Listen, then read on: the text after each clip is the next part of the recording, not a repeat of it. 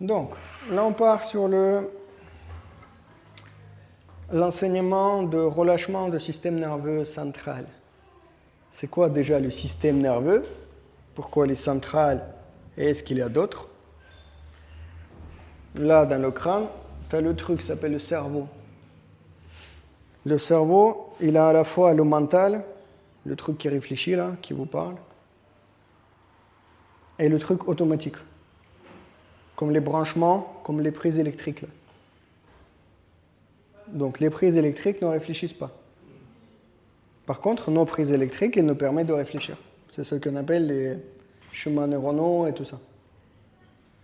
Donc, le langage, ça se fait dans une partie de notre cerveau. Le traitement de vision, ça se fait dans une autre. Et tous ces côtés-là. Mais tout passe par l'électricité qui est là. Donc, central, parce qu'il est ici. Ça, c'est le centre. Dans la colonne vertébrale, on a la moelle épinière. Moelle épinière, qui est les épines, c'est les trucs qui sont là derrière. Donc la moelle épinière, elle descend, et ça, elle donne les nerfs qui sortent vers les côtés pour énerver les muscles, pour énerver les organes, pour gérer tout le système de notre véhicule. C'est comme à la maison, tu as normalement une boîte d'électricité avec les débrancheurs là. Donc là-dedans, tout est débrancheur. Et à partir de là, il y a plein de fils qui vont dans tous les sens dans ta maison ou dans ta voiture. C'est exactement la même chose dans notre corps. Ça va dans tous les sens, partout. Les nerfs, il en a plein. Donc, le système nerveux central, c'est là. Le système nerveux périphérique, c'est tout ce qui est en dehors de ça, donc partout dans le corps. Le système nerveux gère notre activité. Il y a un système nerveux, donc activité sympathique, c'est accéléré, comme un accélérateur dans la voiture. Monter, le cœur qui bat, plein de pensées, alerte, alerte, alerte, alerte. Et frein. Ok, je chill, j'observe, je digère, je dors, je me repose, je récupère.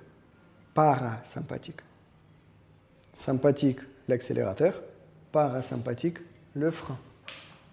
Par contre, il y a un embrayage entre les deux. Il faut bien gérer le truc, quoi, pour changer les vitesses. Donc, c'est notre respiration. Quand tu commences à accélérer ta respiration ou tu ne la gères pas, ton système s'accélère.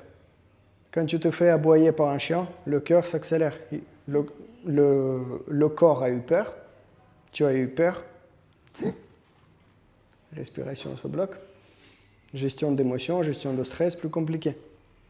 La colère, la tristesse, les peurs, la joie, les émotions de base, plus l'anxiété, l'état anxieux quand on réfléchit tout le temps, donc cette agitation interne, tous ces 5 niveaux-là, ils perturbent notre respiration.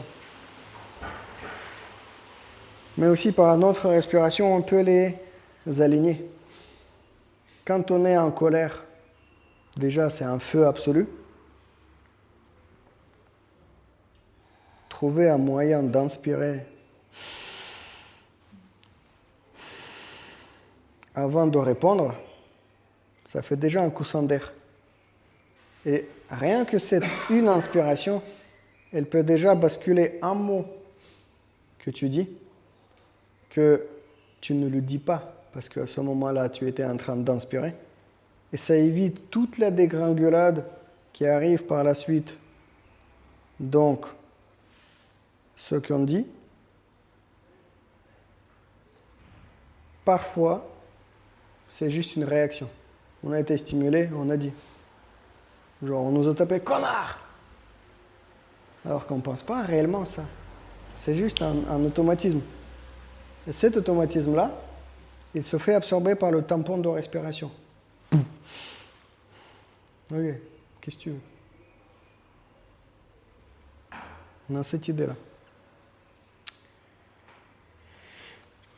Et là, aujourd'hui, on va apprendre à relâcher notre système nerveux par la respiration. C'est à peu près ce qu'on fait dans toutes les pratiques, tous les jours. Sachez que quand on est calme, on n'a quasiment plus de respiration. Ça fait que la respiration devient toute petite. On a fait ça il y a un an à peu près sur une conférence que je donnais chez Isabelle sur la respiration. On a fait différents... Il y a les replays, quelque part, parmi les replays. On a fait les respirations et au final, on s'est rendu compte qu'il y a très peu de respiration qui reste. Parce qu'on est calme. On n'a pas besoin de dépenser d'énergie.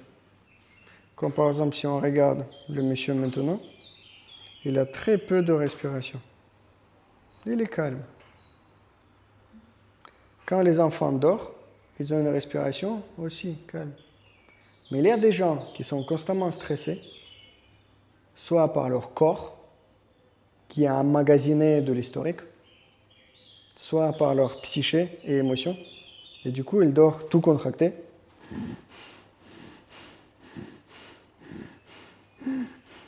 Ils ont la respiration lourde. Ça existe aussi. Et ça fatigue le système. Donc la respiration que je vais vous partager aujourd'hui, la technique, ce n'est pas une respiration, c'est une technique respiratoire. C'est de faire la rétention d'air à l'expire. Mais sans aller trop loin. Mais il y en a combien?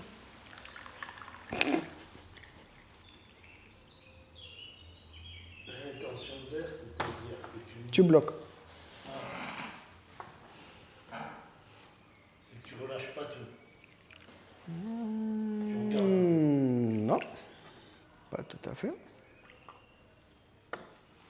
Martine?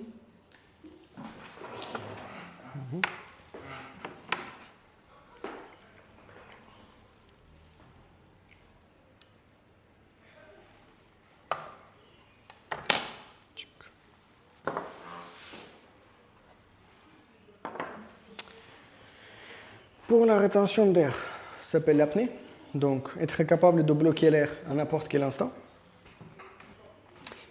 Généralement, on pratique les apnées pleines. Donc, on inspire, on remplit tout d'air, on bloque. Comme les apnéistes qui font la petite poisson à la fin, tout ça. Ça, c'est l'apnée pleine. Tu as rempli ta bouteille d'air à bloc, tu bloques. Il y a aussi l'apnée vide absolue. Quand tu as tout vidé, tu bloques. On va faire l'exemple. On va s'installer droit. Faire une légère inspiration par le nez et faire une longue expiration absolue en vidant absolument tout par la bouche pour qu'il n'y ait plus d'air du tout et on bloque pour 4 secondes. Ça nous fait inspire.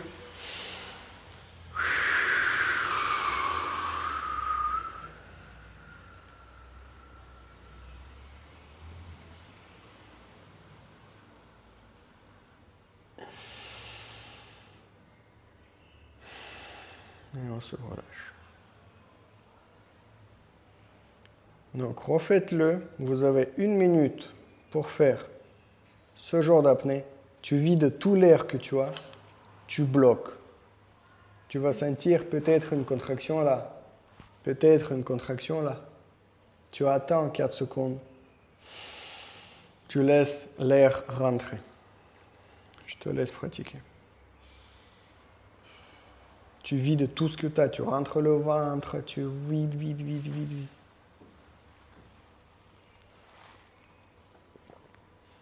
Si vous avez regardé la conférence, vous avez assisté sur les expirations sonorisées, comme Martine, vous pouvez faire un souffle avec un air, un son.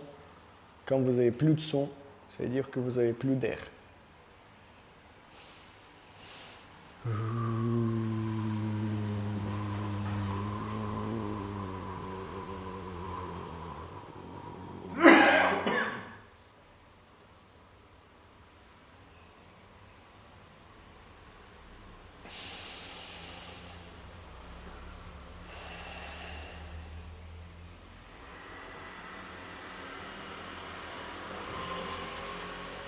Faites votre dernière fois.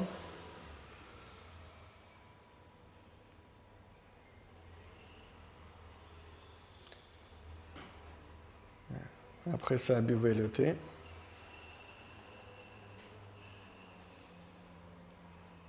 Et observez votre état mental, votre état physique.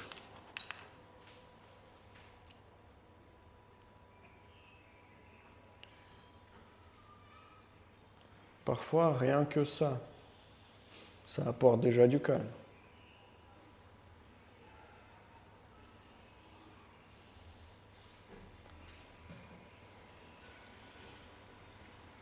Ou parfois, si on reste trop de temps en apnée vide, c'est ce que... Comment vous vous sentez maintenant? Calme? Pareil que tout à l'heure? En général, t'es calme, quoi. Ça, c'est cool. C'est l'impression. Ouais. Martine? Oui, ça donne du calme. Clair? Ok.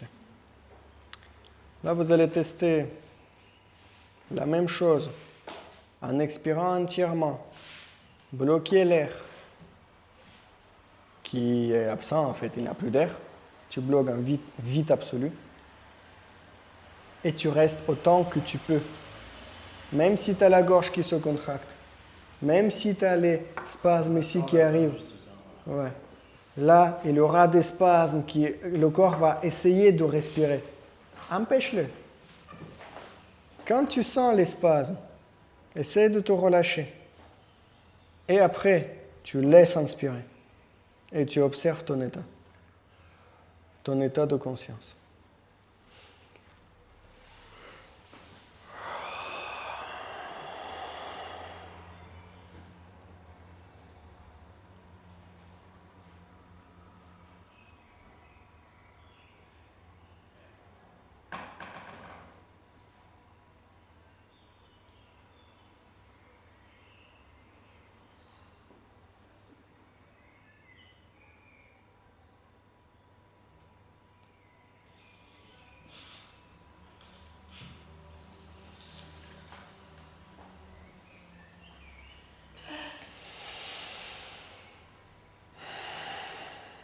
Maintenant, observe, fais pas la deuxième. Déjà, observe ton état. Est-ce que tu es calme? Ou est-ce que tu es plutôt avec les yeux qui bougent, un système un peu plus agité, un peu actif? Qu'est-ce qui se passe autour? Là, notre corps s'amène dans un état de survie. Plus tu prolonges le temps d'apnée vide absolue, plus tu t'amènes dans la sensation de survie. Parfois, j'ai fait les expériences sur moi, je suis allé pousser un peu plus, pas longtemps, 30 secondes, 40 secondes, mais là, il faut lutter, parce que le truc, il essaie d'inspirer, et tu luttes, tu relâches, tu relâches, tu relâches. Ça fait une peur qui est là dans les bras, partout, comme si tu vas te faire mordre par un animal. Ça fait une peur animale. Parce que, logique, si tu ne respires pas, tu vas claquer. Donc, tout a les limites. Si on ne retient pas assez, il n'a pas d'effet. Si on retient trop, il a un contre-effet de ce qu'on veut avoir. Comment savoir dans les pratiques si notre souffle est adapté? Si on est essoufflé, ça veut dire que soit on respire trop vite, soit on respire trop lentement. Soit on bloque et on ne se rend pas compte. Donc il reste que ces trois consignes-là. En revenant sur l'apnée, là on a fait vide absolu. Là tu vas faire avec moi la respiration. Tu t'alignes pareil.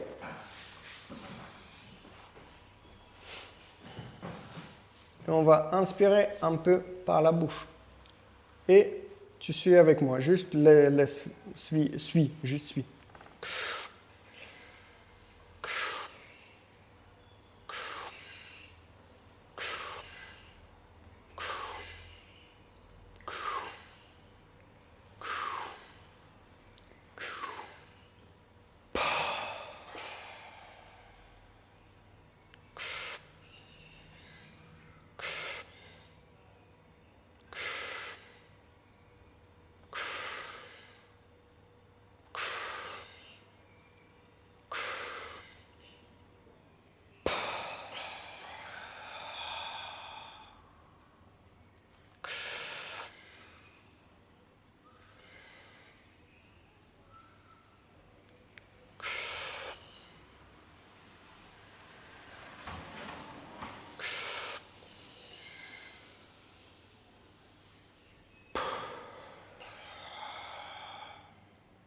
inspire un peu.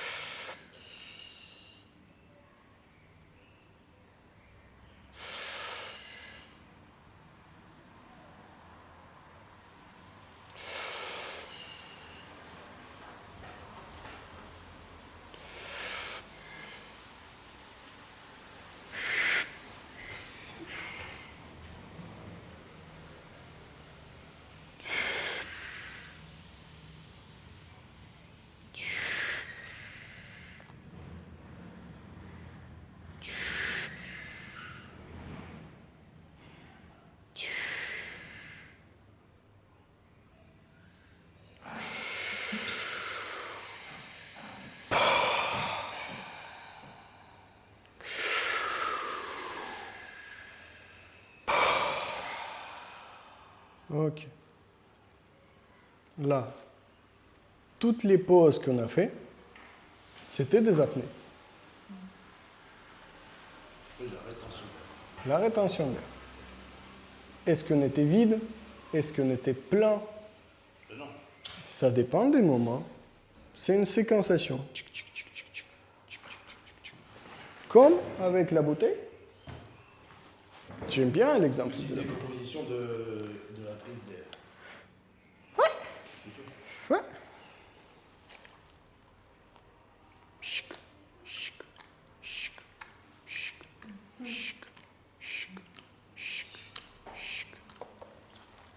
Voilà. Elle n'est pas vide, elle n'est pas pleine, mais elle a donné ce qu'elle avait à donner.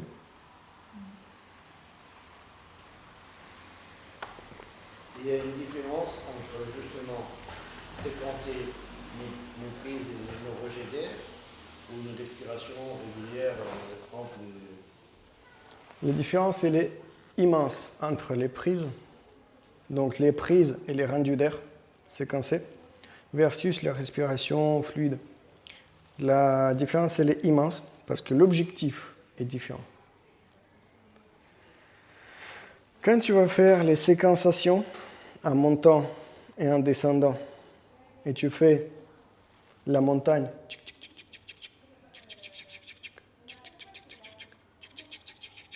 à un moment donné, tu vas accumuler le CO2. Tu vas être en train d'inspirer alors que tu auras envie d'expirer. Tu vas être en train d'expirer alors que tu auras envie d'expirer encore plus. Tu auras des spasmes parce que tu as accumulé le CO2. Donc c'est un entraînement de résistance et de tolérance à la CO2. Ce qui peut augmenter l'endurance. Parce que plus tu es résistant à la CO2, plus tu es potentiellement endurant. Si on fait fluide ou là, il y avait deux différences. Une fluide lente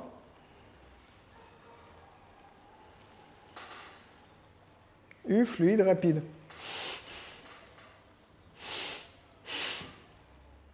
Mais tu accompagnes la respiration avec le geste. Ouais. Exactement. Après, tu peux faire. Mais après, c'est être coordonné par rapport au mouvement que tu fais. Exactement. Comme ça, si on accélère, inspire ou expire, c'est-à-dire qu'on accélère le mouvement qu'on est en train de faire. Je dois monter de la chaise vite, je vais accélérer mon inspire pour accélérer mon corps qui monte. Je veux éclater un truc au sol, bloquer. Peut-être par la bouche pour ne pas me faire ce que je viens de faire avec le nez. Ou accélérer autrement. Donc,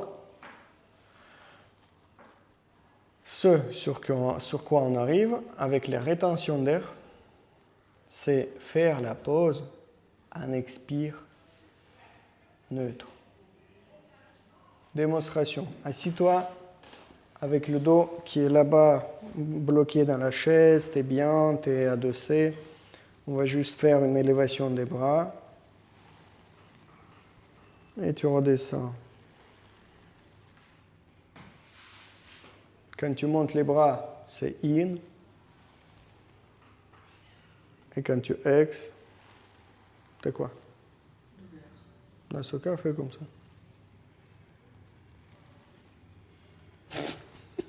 La mécanique, c'est tout. Aussi simple que ça.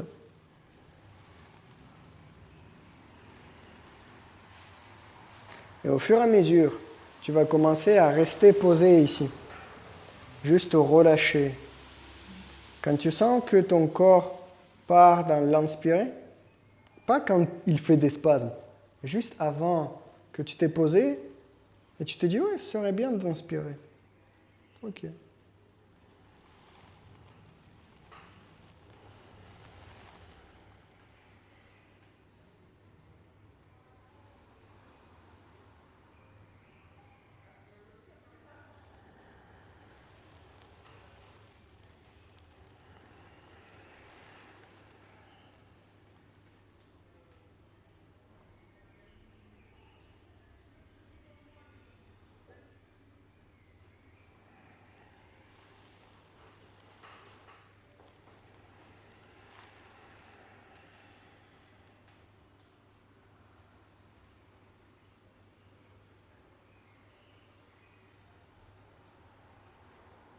Continue à ton rythme.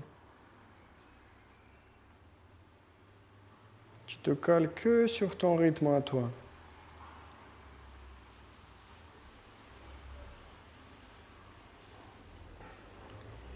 Tu peux même compter les secondes juste approximatif, sans chercher à faire plus. Surtout pas. Juste tu le comptes une fois, deux fois, basta, tu oublies. Tu te relâches, tu te détends, le plus profond de toi.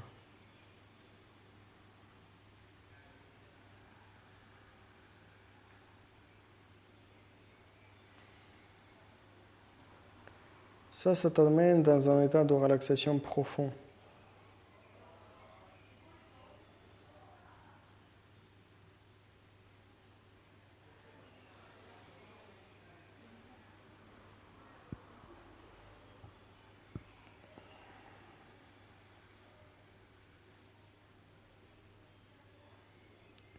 Ok. Good. Très bien. Comment vous sentez?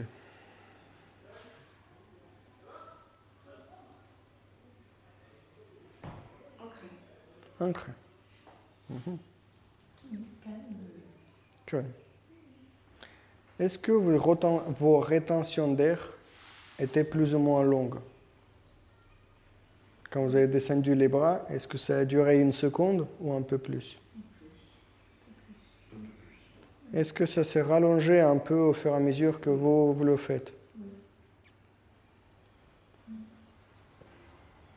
Et maintenant, restez assis, juste observez comment vous respirez. Plus calmement. À un moment donné, quand vous pratiquez assez ce genre de respiration, je vais vous donner un dernier détail de cette respiration-là. Et là, il va falloir faire un effort mental.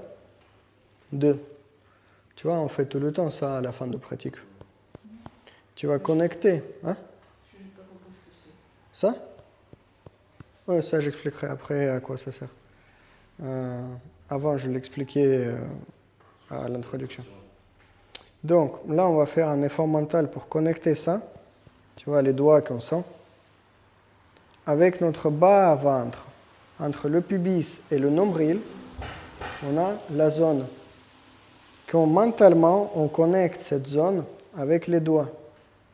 Surtout que quand tu descends les doigts, tu vois là, ils sont loin, ils s'approchent, tu commences à rentrer le bas ventre en même temps. Et quand ça s'éloigne, le ventre commence à sortir un peu. Dès que tu ramènes, tu rentres le ventre.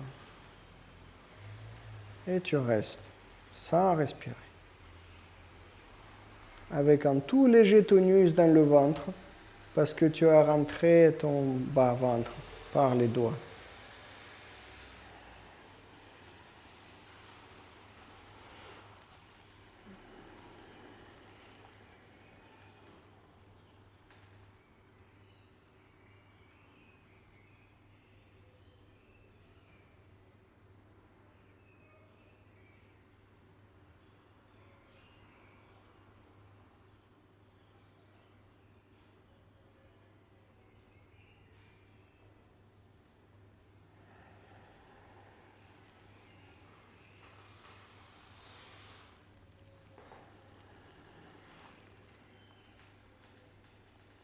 Et quand tu restes avec le ventre rentré un peu comme ça, sans respirer, tu vas pouvoir écouter ton cœur.